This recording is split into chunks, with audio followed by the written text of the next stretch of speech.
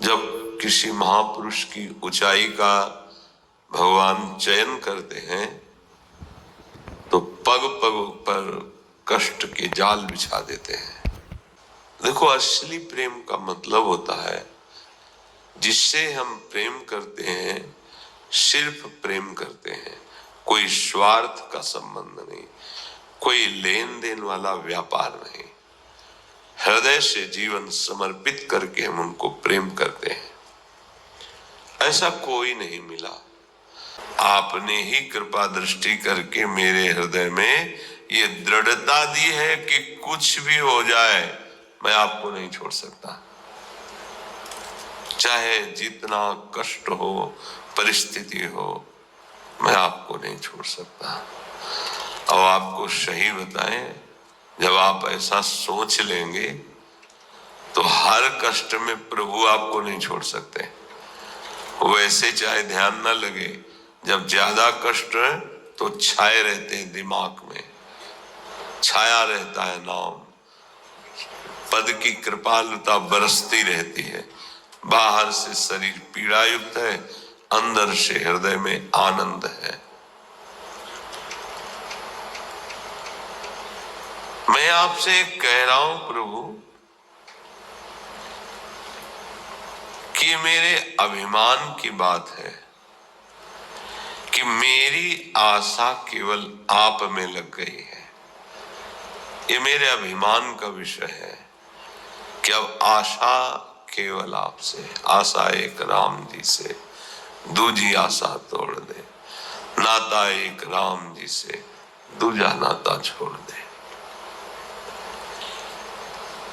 ये पागलों की सी बातें हैं, अमुक मेरे, अमुक मेरे, अमुक संपत्ति मेरी, ये सब अभी शरीर छूट जाए सब खत्म हो गया। आपके सिवा कोई आशा नहीं रखूंगा प्रभु। मेघ पानी का दान करता है, प्राणियों के प्राण की रक्षा करता है, उसे कोई कमी थोड़ी है जल की। पानी देकर जीवन की रक्षा करने वाले मेघ को किसी से कुछ चाहिए क्या? नहीं, स्वाभाविक वर्षा करता है, उसके बदले में कोई चाह नहीं रखता, सबको जीवन दान देता है। परंतु ऐसे उदार मेघ से क्या कोई प्यार करता है? हाँ, एक है जो प्यार करता है, जिसका नाम पपीहा है। वो पपीहा पी पी करके मेघ की सराहना करता रहता है। मेघ बरसे तो पी पी, और मेघ ना बरसे तो, मेघ ओला बरसे तो या आग बरसे तो उसको इससे मतलब नहीं। वो केवल मेघ से प्यार करता है। जैसे सर्वमंगलकारी मेघ संपूर्ण प्राणियों को जल वृष्टि के द्वारा जीवन प्रदान करते हैं, उसी से सब अन्नादि। पर कोई क्या मेघ से प्यार करता है क्या? बोले नहीं। तो मेघ से एक प्यार करता है, पपीहा। चाहे जैसी परिस्थिति हो, वो अपने मेघ की कृपा ही मानता है, दुलार ही मानता है, चाहे वो पाहन क्यों न बरसावे। अंग चोटिल हो रहे हैं तो उसको मेघ के स्पर्श का सुख मिल रहा है। हे अटल प्रेम के नियम का निर्वाह करने वाले प्रभु, ये मेघ पपीहे को बिना ही किसी स्वार्थ के स्वाति का जल देता है, जीवन दान। इसमें उदारता मेघ की है और लगन पपीहा की है। परंतु मेघ की उदारता से ज्यादा सराहना उस पपीहा की है, चातक की है।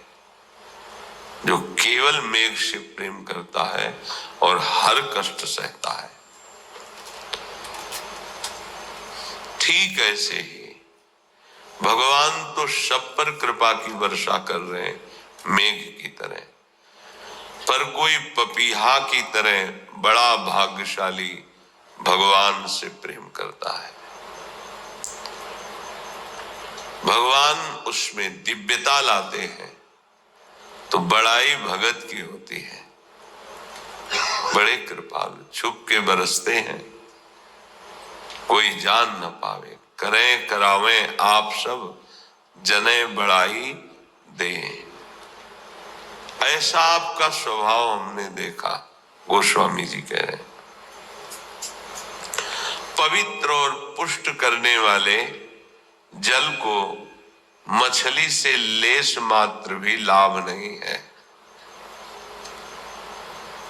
जल को मछली से कोई लाभ नहीं, कोई संबंध नहीं मानता जल, पर मछली इतना प्यार जल को करती कि जल के बिना जी नहीं सकती। ऐसे ही उपासक को यदि अनुभव हो कि भगवान हमें सुख नहीं दे रहे, हमारी रक्षा नहीं कर रहे, हमको ऐसा अनुभव नहीं हो रहा, तो इस कोटि का उपासक होना चाहिए। पहला बताया चातक, दूसरा बताया मछली। जल मछली से कोई संबंध नहीं रहता, लेकिन मछली जल से इतना संबंध रखती कि प्राण निकल जाए यदि जल से वियोग हो जाए। ऐसा उपासक होना चाहिए कि हम भगवान से कोई चाह आकांक्षा परिस्थिति सुधार की बात न कहें। आप औरों से प्यार करो पर मैं आपसे प्यार करता हूं, आपका चिंतन छूटे तो प्राण त्याग दूंगा, मछली की भांति। ये बहुत ऊंची स्थिति है। जहां वो अपने प्राण बचाने के लिए जल में पहुंचने की चेष्टा करती है और नहीं पहुंच पाती है तो अपने प्राण विसर्जन कर देती है। पर जल तो जड़ वस्तु, वो जानता नहीं कि मछली इतना प्यार करती, पर आप तो प्रभु जानते हैं। जो मछली की भांति आपसे प्यार करता है, भले इस जन्म में उसको ऐसा अनुभव नहीं हुआ कि मेरे को भगवत प्राप्ति हो गई, चल रहा है प्रभु की तरफ, तो उस जड़ जल से प्रीति करने वाली मछली वहां तक नहीं पहुंच पाई, प्राण निकल गए। पर भगवान से प्रीति करने वाला उपासक जितने भी कदम चला है, शेष कदम भगवान चल के आ जाते हैं, और उसके जब प्राण निकलते हैं तो भगवान की आनंद वृत्ति को प्राप्त होता है। हे प्रभु, मेरे से आपको कोई लाभ हो ऐसी संभावना ही नहीं, क्योंकि आप पूर्ण हैं, मेरी जरूरत आपको नहीं है। मेरे से आपको कोई सुख पहुंचे, आप सुख सिंधु हैं।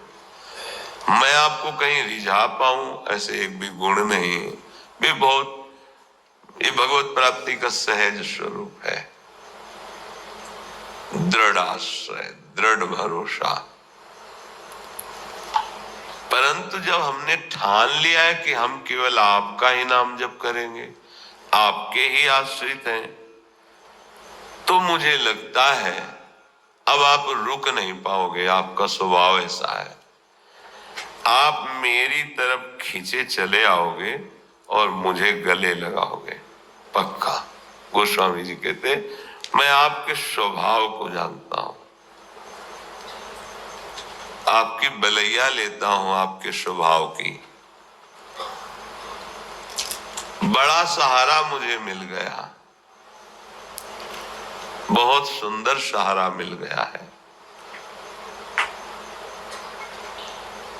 कभी कभी खोटे सिक्के भी काम में आ जाते हैं। बड़ों के साथ खोटे सिक्के भी चल जाते हैं। तो नाथ आपके जो असली भक्त हैं वो तो बहुत बढ़िया सिक्के हैं, पर जो हम खोटे सिक्के हैं, क्योंकि हम में वो प्रीति नहीं, वो सद्गुण नहीं, वो सेवा नहीं, नकली हम हैं, पर हैं आपके। बहुत सुंदर बात। अब मेरी समझ में ये आया है कि आपसे बढ़कर आपका नाम है। अब हमने तो नाम को बहुत जोर से पकड़ लिया है। भव सागर से तर जाऊंगा कि नहीं तरूंगा, अब ये संशय नहीं रहा। अब तो हम पार हो जाएंगे। आपके दरबार की महिमा सुनी है कि चाहे कोई कितना बड़ा तपस्वी भजनानंदी हो, चाहे कितना बुरे आचरण वाला हो, दोनों ने जब आपका आश्रय लिया तो आपके दरबार में समान सम्मान उसको प्राप्त हुआ, समान प्यार उसको प्राप्त हुआ। ऐसा नहीं हुआ कि वो तपस्वी उसे ज्यादा और ये बुरे आचरण करके हमारी शरण में हुआ तो इसे तिरस्कार, ऐसा नहीं देखा। चाहे कोई आपके अनुकूल हो या आपके प्रतिकूल हो, हमने तो देखा दोनों को परम पद प्रदान किया। विभीषण अनुकूल और रावण प्रतिकूल, और पद दोनों को एक ही मिला। रावण को मार करके परम पद और विभीषण को दुलार करके परम पद। पर हमने देखा कि आपने दोनों को परम पद प्रदान किया, दोनों मुक्त हो गए। इसीलिए प्रभु जो आपके अनुकूल आचरण करने वाले भजनानंदी हैं, उनका तो कल्याण आप दुलार करके करेंगे ही, पर जिनके आचरण पवित्र नहीं है, भजनानंदी नहीं है, आपके अनुकूल नहीं है, भरोसा है हमें कि उनका भी आप कल्याण कर देंगे।